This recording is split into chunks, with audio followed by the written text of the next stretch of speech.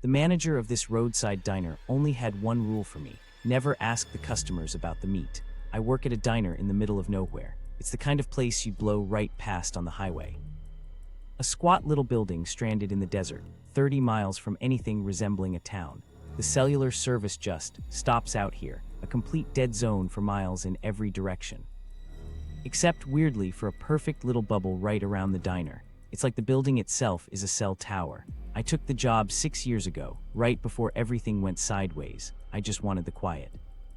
My boss Rick opened the place with his dad. He was always a little off, lived in his office, slept on a cot.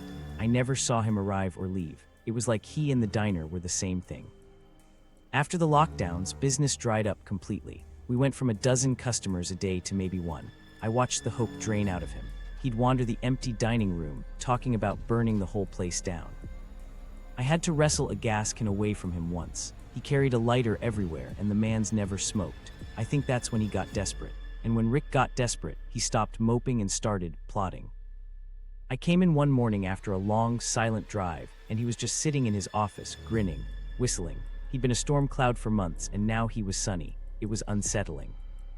He came out, hands behind his back, and loomed over me. "Aren't you going to ask me?" he said. I asked him what he fixed. He said, "The restaurant." His eyes were wide, frantic but thrilled. He pulled up a chair. "Our woes are no more," he said, his voice all dramatic. "This establishment, it is real. I am real. You." He reached out to touch my face. I jerked back. He pulled his hand away, but his smile stayed. "You're real, right?" he asked, and there were tears in his eyes. I didn't know how to answer that. He said we had to clean for a VIP guest. We scrubbed the place top to bottom. I shoveled out the grease trap, dumped it in the desert, cleaned the buckets in the blistering heat. The guest didn't show. Sundown came and went. My shift ended. I was heading for the door when Rick's hand landed on my shoulder, cold and heavy.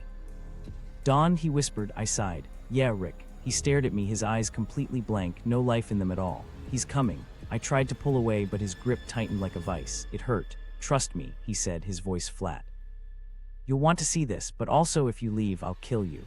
He didn't blink, didn't smile. There was no joke in his face. None, so I stayed. I played games on my phone for hours.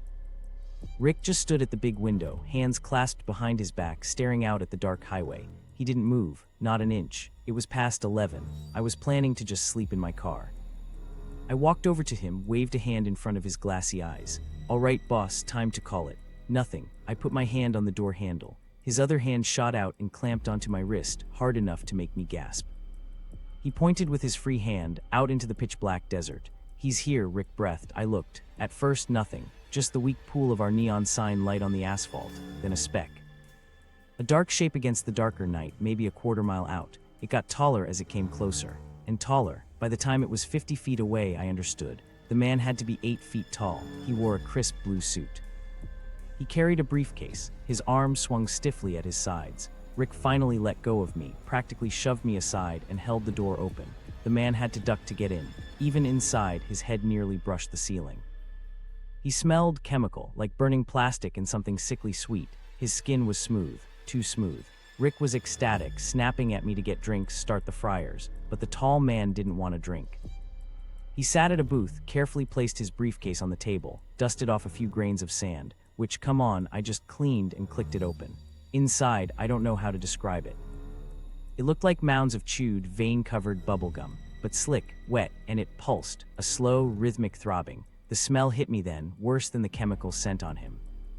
It was a rotten, coppery, sweet stench that crawled up my nose and sat in the back of my throat. I gagged. I opened my mouth to say something, to ask what the hell that was, and Rick stomped on my foot, hard. Through the pain, I heard him chuckle. "I'll take that," he said to the man. And then Rick, my boss, reached into that briefcase with his bare hands and lifted out that meat. It dripped a clear, viscous fluid onto my freshly mopped floor. He carried it to the kitchen. When it hit the grill, it didn't sizzle like normal meat. It made a sound like a high-pitched, chittering scream. 1,000 tiny voices all at once, searing away. Rick just hummed, flipping it casually. He called out to me over the noise, his voice conversational. "Never ask them about the meat," he said, just like that. A rule. The word "them" stuck in my head. I asked, "Who's them?" He didn't look at me.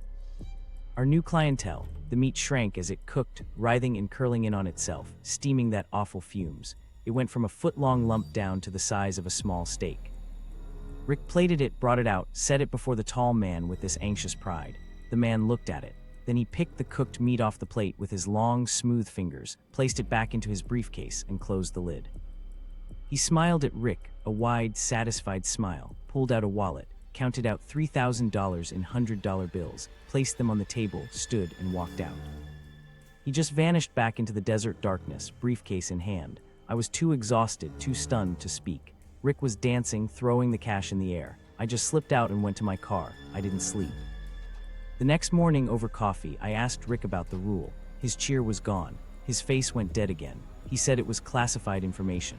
He said if I ever broke the rule, if I ever asked a customer about the meat, he would kill me dead.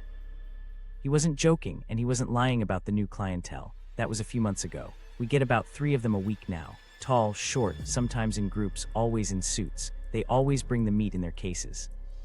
They never eat it here. They just have us cook it, pay, and leave. The diner doesn't smell like food anymore. It smells like that chemical sweetness and that searing, screaming grill. The regulars, the truckers, they don't stop anymore. I think they can sense it. I still work here. The money's good now, strangely. Rick's happy. But I clean the floors constantly, and I can never get that smell out. And sometimes, late at night when I'm mopping, I hear a faint, metallic skittering from the shadows. Like something made of springs and old gears is watching me from the dark.